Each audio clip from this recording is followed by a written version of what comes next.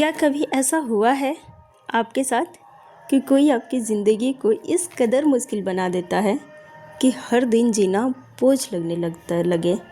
आपने कभी महसूस किया होगा कि आपकी ज़िंदगी पर जैसे किसी ने कब्ज़ा कर लिया हो। हर दिन हर पल कोई ऐसा इंसान जो आपको चैन से जीने ही नहीं देता हो, आपकी छोटी छोटी खुशियों को कुचल देता है, आपकी मुस्कान के पीछे छुपे दर्द को और गहरा कर देता है। और सबसे ज़्यादा दर्द तब होता है जब ये सब कोई अजनबी नहीं बल्कि वही कर रहा होता है जो हमारे अपने होते हैं या जिसे हम अपना मानते हैं।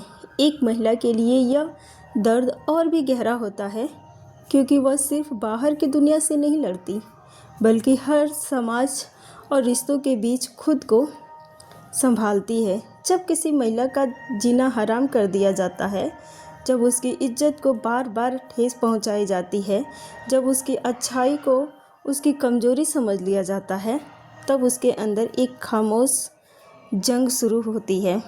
एक तरफ उसका दिल होता है जो टूट चुका होता है, दूसरी तरफ उसका दिमाग जो हर पल पूछता है मैं ही क्यों। धीरे धीरे हालात ये इंसान को अंदर से ख़त्म करने लगता है। आत्मविश्वास टूटने लगता है, खुद पर भरोसा खत्म होने लगता है और फिर सामने आते हैं दो खतरनाक रास्ते। या तो सब कुछ सहते सहते खुद को मिटा देना या फिर गुस्से में आकर गलत कदम उठा लेना। लेकिन आप सच में समझदार हैं। अगर आप सच में जीतना चाहती हैं तो आपको ये समझना होगा कि ये दोनों रास्ते सिर्फ आपको हार की तरफ ले जाते हैं। अगर आप टूट गए हैं, अगर आपने हार मान ली है, तो जीत उसी की होगी जो आपको हर दिन तोड़ रहा था। इसीलिए ये लड़ाई आंसू से नहीं जीती जाती, नहीं बदले से। ये लड़ाई जीती जाती है बुद्धि, धैर्य और सही रणनीति से। यही बात हमें सिखाते हैं चाणक्य, जिसने साबित कर दिया कि असली ताकत बाहुबल में नहीं बल्कि दिमाग में होती है। ना उनके पास कोई सेना थी, ना अपार धन, ना सत्ता, फिर भी उन्होंने अपनी बुद्धि और नीति से यह और इतिहास बदल दिया। उनकी सबसे बड़ी ताकत थी सोचने का तरीका, सही समय पर सही फैसला लेना और जो जैसा करता है उसको उसी में हराना। आज के समय में महिलाओं के लिए यह सीख और भी ज़्यादा ज़रूरी हो जाती है क्योंकि हर मुस्कुराता चेहरा सच्चा नहीं होता और हर रिश्ता ईमानदार नहीं होता और हर साथ देने वाला इंसान आपकी भले के लिए नहीं होता। कई बार लोग आपकी मासूमियत, आपकी अच्छाई और आपके चुप्पी का फ़ायदा उठा लेते हैं और धीरे धीरे आपको अंदर से तोड़ने लगते हैं। लेकिन अब समय आ चुका है कि आप खुद को पहचानें, अपनी ताकत को समझें और ये तय करें कि अब कोई भी आपकी शांति, आपकी इज्जत और आपके आत्मविश्वास के साथ खिलवाड़ नहीं करेगा। चाणक्य ने कहा था, दुर्जन के साथ संबंध बदलते हुए अंगारे को हाथ में पकड़ने जैसा होता है। जितनी देर आप उसे पकड़े रखेंगे उतनी ही आपको जलाते रहेंगे। इसलिए ज़रूरी है कि आप ऐसे लोगों को पहचानें, उनसे दूरी बनाएं और ख़ुद को इतना मजबूत बनाएं कि कोई भी आपको कमज़ोर ना समझे। तो चलिए इसी आत्मविश्वास के साथ आज की वीडियो की शुरुआत करते हैं। तो हेलो, नमस्कार, मैं रत्ता और स्वागत करती हूँ आप सभी का आपके अपने यूट्यूब चैनल रत्ता आर्यांस की दुनिया में। तो कैसे हैं आप सभी लोग? आशा करते हैं आप सभी लोग ठीक होंगे। आप सभी के प्यार और आशीर्वाद से मैं और मेरा पूरा परिवार बिल्कुल ठीक है। तो मैं यहाँ पे सुबह में खाना बनाई थी जो कि आप लोगों ने अभी देखा, और उसके बाद मैं जब कॉलेज से आई तो मुझे बनानी थी आज तेल, और मैंने एक साइड भी रखी है आलू रखी है मैंने बॉईल होने के लिए क्योंकि आज मम्मी का व्रत था। तो यहाँ पे मैं तेल बना रही थी और मैं आप लोगों को पहले बता देती हूँ कि ये तेल मतलब बाल झड़ रहे उसके लिए भी है, बाल काले करने के लिए भी है, डैंड्रफ के लिए भी है, और अगर बाल रूखा सूखा बेजान हो गया ना उसके लिए भी है। मतलब हर सॉल्यूशन इस तेल में है। तो मैं आप लोगों को बताती हूँ इस तेल में मैंने यूज़ क्या क्या किया है ये तेल बनाने के लिए। तो सबसे पहले तो मैंने नारियल तेल लिया है, उसको मैंने कढ़ाई में डाला है, और उसके बाद वो थोड़ा सा हल्का ही गर्म हुआ था तब तक मैंने उसमें मेथी डाल दिया, और मेथी डालने के बाद उसमें मैंने डाले प्याज, अदरक, कड़ी पत्ता और एलोवेरा जिसका मैंने जेल निकाला था चम्मच से, आप लोगों ने देखा हो, और वैसे ही डाल दिया। आप चाहो तो उसको मिक्सी में चला के और उसके बाद भी आप डाल सकते हो, वो भी बहुत अच्छा होता है। मतलब मिक्सी में 1-2 राउंड चला लो और उसके बाद तेल में डाल दो तो भी बहुत अच्छा होता है। लेकिन मैंने ऐसा नहीं किया था, मैंने ना उसको डायरेक्ट निकाला चम्मच से और वैसे ही डाल दिया। और इसमें डाला मैंने रोज़मेरी, जो कि मैं अभी ऑनलाइन मंगाई थी, और कल के वीडियो में आप लोगों ने देखा होगा कि मैंने उसका पानी भी बनाया, मतलब रोज़मेरी वाटर, जो कि बहुत ट्रेंड भी चला था और है भी, और ये भी एक रिज़ल्ट उसका अच्छा आता है। तो मैंने भी बनाया घर पे, मैं ख़रीद तो नहीं पाई उसको, मैंने एक ही बार ना रोज़मेरी जो लीव्स है उसको मंगा लिया, वो काफ़ी सस्ता पड़ा। उसकी प्राइस ना उस पर लिखा हुआ है 345, लेकिन जब मैंने ऑनलाइन मंगाया तो वो 100 रुपये का पड़ा, और उसमें एक स्प्रे बॉटल भी फ्री था। तो मैंने उसे मंगा लिया और वो भी डाले मैंने अपने हिसाब से, अपने मतलब जितना मेरे को लगा उतना मैंने उसमें डाल दिया है।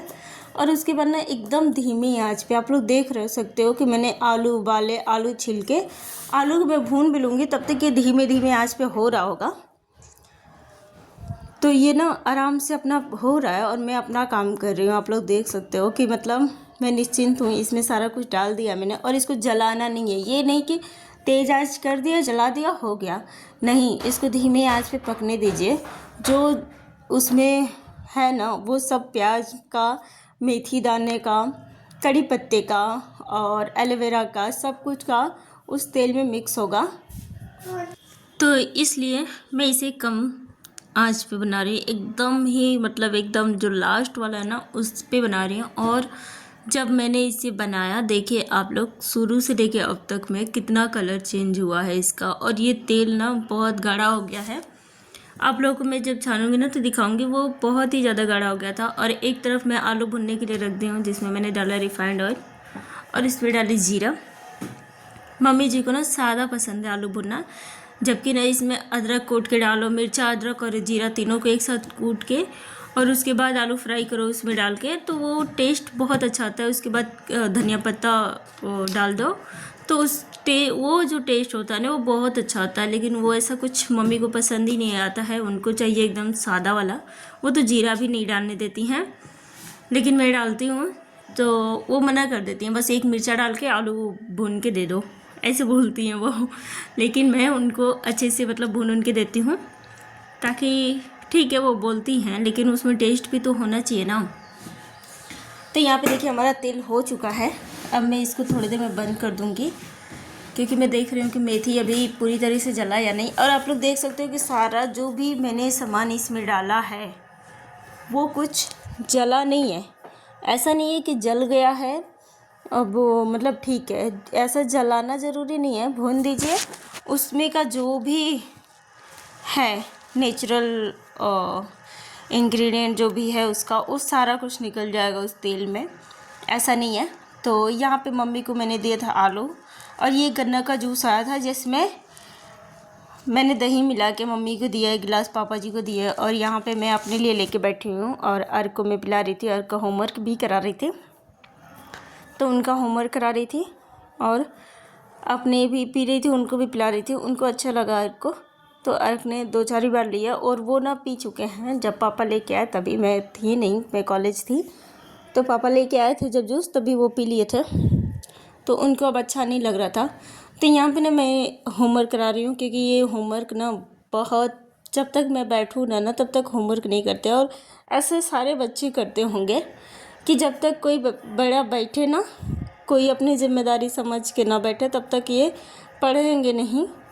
तो मैं भी यहाँ पे बैठ के इनको पढ़ा ही रही थी। और उसके बाद जब तेल ठंडा हो गया था थोड़ा बहुत, तो उसको मैं छानने के लिए आ गई और देख सकते हैं आप लोग कि ये कितना गाढ़ा हो गया है। और अभी ये ठंडा जितना होता जा रहा था ना उतना गाढ़ा होता जा रहा था। आप लोग देखिए नारियल तेल का जो मतलब पहले पिछली बार जब मैंने बनाया थे ना, तो शायद मैंने वीडियो नहीं बनाए थे, लेकिन वैसे ही बनाए थे। वो तेल ना एकदम एकदम ही रेड हो गया था, और ये तेल ऐसा नहीं हुआ है, अच्छा है। और यहाँ पे मैं चिप्स और पापड़ तल रही शाम के टाइम। कोई आया था, कोई मम्मी के रिलेटिव का कोई था, तो उसके लिए मैं आ गई थी नीचे। मैं ऊपर चली गई थी, अपना वीडियो का एडिटिंग वगैरह की, और जो नोट्स थोड़े बहुत बनाना था वो बनाई दोपहर में। और को खिलाने पिलाने के बाद, और मैं ना जूस पी के ही रह गई थी यार, मैं खाना वगैरह नहीं खा पाई थी। और उसके बाद शाम के टाइम आई तो यहाँ पे चाय रखा मैंने एक साइड, और उसके बाद चिप्स और पापड़ तल रही थी। तो अभी ना क्या है, मैं बहुत ज़्यादा थक गई हूँ, बहुत ही ज़्यादा, सुबह से काम काम काम। लेकिन ये वीडियो अपलोड करना है आधे घंटे में अभी, तो इसलिए मैं एडिटिंग करने बैठ गई। तो यहाँ पे मैं ये पापड़ को तल रही थी, और ये भी सोच रही थी कि अभी कितना सारा काम बाकी है मेरे पास, क्या क्या करना है, ये मेरे दिमाग में चल रहा है। क्योंकि मैं अपना ना ऊपर का जो भी पढ़ रही थी वो मैं छोड़ के आई हूँ अभी, क्योंकि ये ज़रूरी है, कोई आ गया था तो उसको देना। और शाम भी हो गया था, चाय का चिप्स पापड़ का टाइम भी हो गया था। और ये चिप्स पापड़ ना व्रत वाले हैं, जिसमें नमक वगैरह, सेंधा नमक और व्रत का जो भी है वो पड़ा है, इसलिए इस वजह से ना थोड़ा बहुत सादा सादा लगता है हम लोगों को। लेकिन मम्मी का ना महीने में तो 2 या 3 बार व्रत ही हो जाता है, एकादशी, त्रयोदशी अगर ये सब। तो मैं चिप्स और पापड़ तल के बाकी कप में निकाल के आप लोग देख सकते हो, ले जाके मैंने दे दिया। और उसके बाद जब हम लोग खा पी के बैठे थे आराम से, जो मेहमान आए वो चले गए। उसके बाद ये देखिए, मैं बिल्ली बैठी थी सोफे के नीचे, उसको रिकॉर्ड कर रही थी, लेकिन हुआ नहीं, वो बिल्ली चली गई। और यहाँ पे मैं बना रही हूँ आज रात के खाने में, जो कि पापा जी का फरमाइश था कि चावल दाल और बैगन, परवल, भिंडी, करेली, इन सभी का कलौंजी बनेगा। तो मैं यहाँ पे आराम से अपना ये सब काम निपटा रही थी। और ये चिप्स पापड़ की जो कढ़ाई थी, उसी में मैं पहले भिंडी को फ्राई करूँगी, क्योंकि भिंडी और बैगन एक साथ कर दूँगी, और करेली और परवल एक साथ। तो आप लोग देख सकते हो भिंडी का मैंने भर लिया। भिंडी में ज़्यादा समय लगता है भरने में, क्योंकि वो छोटा छोटा सा होता है, पतला पतला सा, भरने में टाइम लगता है। तो मैंने पहले यहाँ पे भिंडी भर ली है, और इसके बाद बैगन को कट कर रही हूँ मैं। और ये मसाले ना अचार के मसाले हैं, जो कि पहले मैं बनाती थी सब कूट के और पचफोरन वगैरह भून के, आप लोग ने पिछले वीडियो में देखी होगी मेरी। लेकिन फिर ये हुआ कि जब मसाले बचे हैं तो उसी का बन जाए। लेकिन ये मसाले ना खट्टे बहुत लग रहे, क्योंकि मिर्चा वाले अचार के मसाले हैं जो कि बहुत खट्टे हैं। इसमें ना कुछ ऐड करना पड़ेगा हम लोगों को, तब जाके ये चलेगा। क्योंकि मैंने कलौंजी बनाई थी ना, बहुत ज़्यादा खट्टी हो गई थी। तो आप लोग इस चीज़ का ध्यान देना। और अगर ये खट्टा वगैरह होता है ना, तो पहले टेस्ट करके इसमें ना पचफोरन को पीस के और मिला देना चाहिए था मेरे को।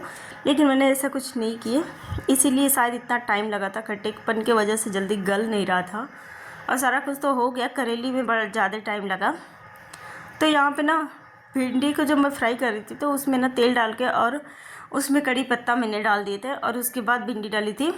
तो वो भिंडी तेज़ आंच पे हो रही थी, फिर मैंने बाद में याद आया कि अरे तेज़ आंच है, तो उसको कम कर दिया और भिंडी को आधा फ्राई करके मैंने निकाल लिया। और उसके बाद बैगन डाल दिया। आप लोग देखिए भिंडी का, क्योंकि मैंने सोचा कि जब ये बैगन हमारा पक जाएगा ना, उसके बाद हम डालेंगे थोड़ा सा 80% जब बैगन हो जाएगा तब उसमें भिंडी ऐड करेंगे। और यहाँ पे दूसरी वाली कढ़ाई में ना लेट बहुत हो रहा था, 8:30 बजे तो मैंने खाना बनाना शुरू किया, तो इसलिए मैंने दूसरी कढ़ाई में परवल डाल दिया। और उसके बाद करेली भून रही थी मैं, करेली में मसाले भर रही थी मैं, तो वो उसको भी मेरे को इसी में डालना था। और मैं थोड़ी सी थक गई हूँ, बहुत ज़्यादा बोल रही हूँ तो बोला भी नहीं जा रहा है। तो यहाँ देखिए हमारी कलौंजी बन चुकी है, ये बैगन और भिंडी वाली। और उसके बाद जब कलौंजी हो गया था एक कढ़ाई वाला, तो मैंने उसी में दाल फ्राई कर दी है। और ये दाल है प्याज टमाटर सब कुछ पड़ा है, क्योंकि मम्मी का व्रत था, तो ऐसा नहीं था कि मम्मी मतलब प्याज लहसुन कोई खाने वाला नहीं है, इसलिए बहुत अच्छे से मैंने फ्राई किए थे और बहुत अच्छे फ्राई हुए भी ये थे। और यहाँ हो गया है फाइनली हमारा खाना तैयार। इतने टाइम बाद 10 बज गए, पूरे 1.5 घंटा लगा मुझे ये खाना बनाने में। और ये देखिए कुछ एक थाली हो गई है कि हाँ मैंने एक थाली बनाई है आज। तो यहाँ देखिए मैं भिंडी और परवल और करेली का कलौंजी निकाली हूँ, बस बैगन इसमें नहीं निकाली हूँ क्योंकि मैं जिसको दे रही हूँ उसको बैगन नहीं पसंद है। तो उसके बाद यहाँ पे मैंने लंबे लंबे पीसेस में कट किए हुए खीरा रखी है। और उसके बाद मेरे को ना ये क्रिएटिविटी चढ़ी थी कि मैं कटोरी में चावल रख के और उसके बाद ऐसे थाली में रखूँगी ताकि सजा के थाली अच्छी लगेगी। तो वही मैं कर रही थी। एक साइड में देख रहे होंगे आप लोग, छोटी सी कटोरी में चावल रखा हुआ है और काफ़ी अच्छा भी लगा था। उसके बाद मैंने दाल में डाली घी। तो जिस किसी को पसंद है आ जाइए।